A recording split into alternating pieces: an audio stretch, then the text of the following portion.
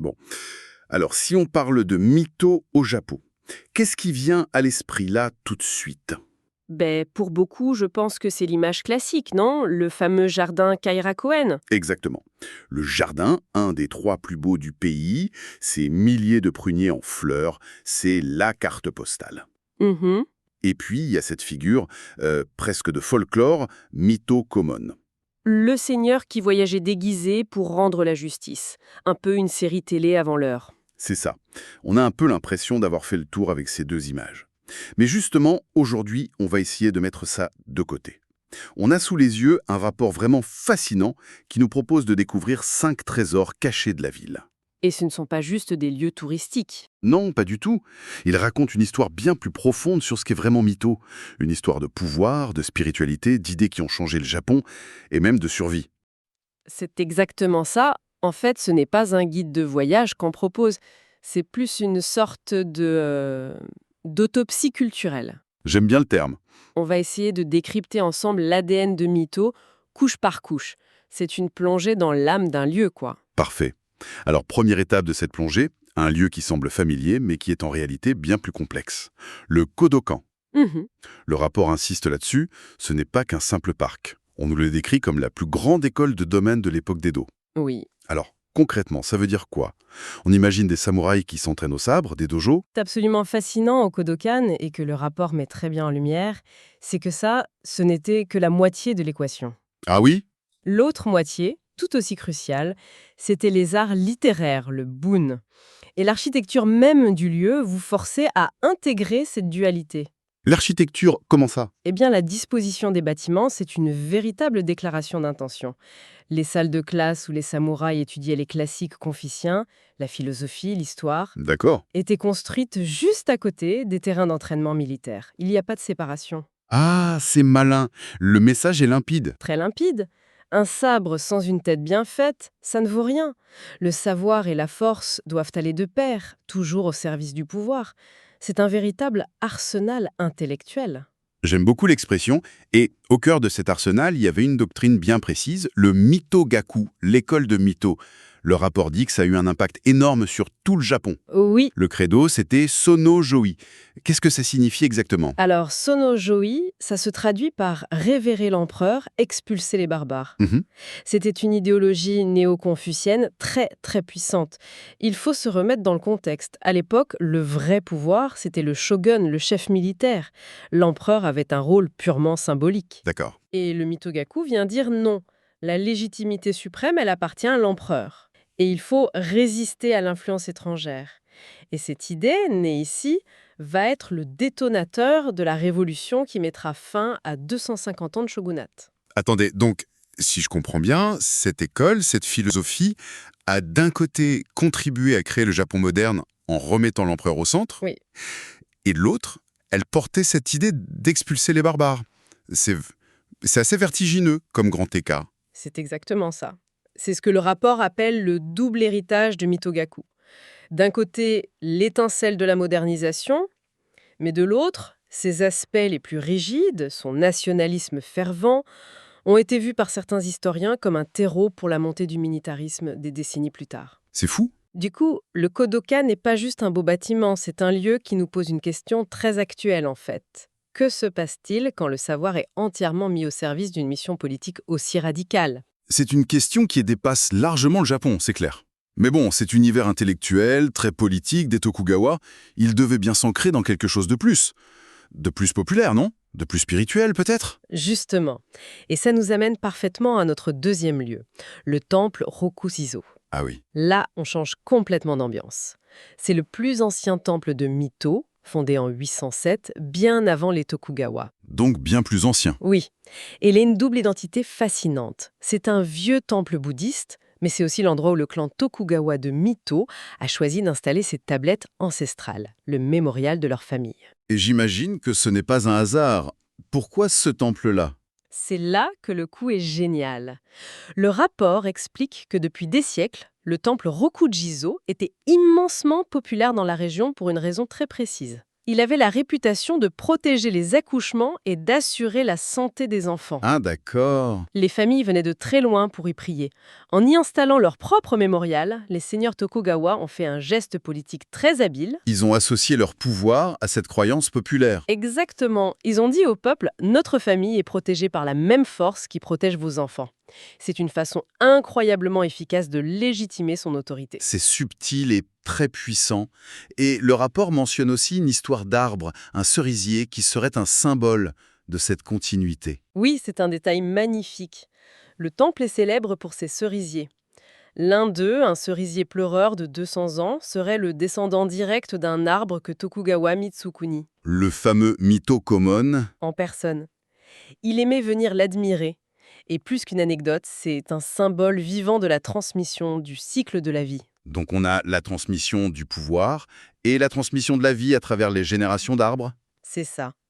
Le rapport parle de l'épaisseur du temps qu'on ressent là-bas. Il n'y a pas que le cerisier. Il y a aussi des cèdres, des ginkgos presque millénaires.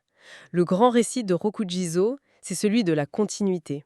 Et cette oasis de sérénité est à seulement 12 minutes en bus de la gare. En parlant de remonter le temps, notre troisième trésor nous emmène encore plus loin, bien avant les samouraïs, le sanctuaire Yoshida. Ah oui, c'est d'une très bonne description. Là, on touche à une strate quasi mythologique. La divinité qui est vénérée, c'est Yamato Takeru, un héros des mythes fondateurs du Japon. Une figure de l'aube des temps. Donc ça connecte Mito à une histoire bien plus ancienne que celle des Tokugawa. Bien plus ancienne. C'est comme si on découvrait les fondations préhistoriques sous un château médiéval. Et il y a cette légende locale, une histoire de lac qui est particulièrement intéressante. Ah oui, c'est une de mes parties préférées du rapport. Une très vieille tradition orale raconte que le sanctuaire se trouvait autrefois au beau milieu d'un grand lac. Au milieu d'un lac. C'est une jolie image, mais ça sonne comme une pure légende, quoi. On pourrait le croire. Mais ce qui est incroyable, et le rapport insiste beaucoup là-dessus, c'est que c'est vrai. Comment ça, c'est vrai? Écage. La ville était même réputée pour ses anguilles. Ah d'accord, ok. Donc le mythe Tiksho est une sorte de mémoire géographique collective? Il préserve le souvenir du paysage originel avant que les hommes ne le transforment. C'est fou, non? C'est complètement fou. Et ce lieu n'est pas juste un musée à ciel ouvert, il est encore actif aujourd'hui? Absolument. Les gens y viennent pour prier, pour trouver l'âme sœur, ce qu'on appelle Anmusubi, mais aussi, de façon beaucoup plus moderne, pour la sécurité routière. C'est un sacré mélange. Ça peut faire sourire, mais ça montre bien comment les croyances anciennes s'adaptent. Elles répondent aux besoins de chaque époque, le lien social et la sécurité. D'accord, alors après ce voyage dans les mythes, revenons à l'époque des samouraïs. Notre quatrième trésor nous ramène au cœur du pouvoir. La porte Otemon du château de Migeto. D'après les photos, sa reconstruction est spectaculaire. C'est la grande entrée, la façade officielle du pouvoir, faite pour impressionner. C'est la vitrine exactement, le symbole de l'autorité. Quand on se tient devant, on est censé comprendre qui commande. Mais comme souvent, le plus intéressant, c'est pas ce qu'on voit. C'est dans les coulisses. Voilà. Et ici, les coulisses, elles sont sous nos pieds, C'est-à-dire? sous terre. Des fouilles archéologiques ont été menées sur le site de la résidence d'un haut dignitaire, juste à côté de cette porte monumentale. Et qu'est-ce qu'on a trouvé? Des choses beaucoup moins grandioses, mais bien plus parlantes. Des fondations en pierre, des restes de puits, des fosses. Des fragments qui, mis bout à bout, prouvent l'existence d'un quartier résidentiel de samouraïs strictement planifié. On passe du symbole à la réalité du quotidien. C'est ça, on n'est plus dans l'image du pouvoir, on est dans son application concrète, dans l'organisation de la vie de ceux qui le servaient. On touche à la hiérarchie sociale, à la réalité matérielle de leur existence. Et c'est intéressant parce qu'on peut imaginer un parcours, non? Ressentir le pouvoir devant la porte, comprendre les idées au Kodokan, juste à côté, et puis là, imaginer la vie réelle de ces gens. Tout à fait. Et ça soulève une question passionnante. Comment une société choisit ce qu'elle met en lumière de son passé et ce qu'elle laisse dans l'ombre? Absolument. Bon, on a parlé de l'esprit, de l'âme, de la structure sociale. Il nous manque une dimension essentielle. On va finir par une exploration sensorielle. Ah, voilà la meilleure partie. Le rapport suggère qu'on peut littéralement goûter l'histoire de Mito. Et apparemment, ça va bien au-delà du fameux natto, le soja fermenté. Oui, la cuisine locale est une véritable archive. Et elle révèle la même dualité qu'on a vue partout ailleurs. D'un côté, il y a le versant luxueux. D'accord? On a parlé des zones humides tout à l'heure. Eh bien, grâce à elle, Mito était un grand producteur d'anguilles, l'anagi, un mets de luxe à l'époque d'Edo. Aujourd'hui, on trouve encore le hankonabe, une fondue de Baudroie, ou le bœuf Itachi, qui est une des meilleures viandes du Japon. D'accord, donc on a ce côté très riche, et à l'opposé, on a quoi? On a ce que le rapport appelle la sagesse de la survie. Et là, c'est une autre histoire. La sagesse de la survie, j'aime bien l'expression. C'est très parlant. Prenez le shimikonyaku. Hmm. C'est du konjac qu'on laisse geler et dégeler en plein air pendant l'hiver. Ils utilisent le froid de la région pour le lyophilisé, pour le conserver. C'est l'incarnation de l'idée de vivre avec la nature. C'est incroyablement malin. Et il y a aussi le soboro natto. Ce n'est pas juste du natto. C'est un mélange avec du radis blanc séché. C'est un plat qui incarne l'économie, la nécessité de ne rien gaspiller pour les longs hivers, On est loin du luxe de l'anguille. à des années-lumière. Et cette dualité dans l'assiette entre la richesse de la nature et la nécessité de survivre, elle raconte toute l'histoire économique de Mito. Faisons le bilan. On est parti d'une ville qu'on croyait connaître, avec un jardin et un personnage de série, et on a découvert un univers d'une richesse incroyable. C'est le moins qu'on puisse dire. Des idéaux politiques du Kodokan qui ont changé le Japon, on est remonté au mythe fondateur du sanctuaire Yoshida, on a ressenti la permanence de la vie au temple Rokujizo, décrypté les coulisses du pouvoir près du château, et on a fini par goûter à la sagesse locale.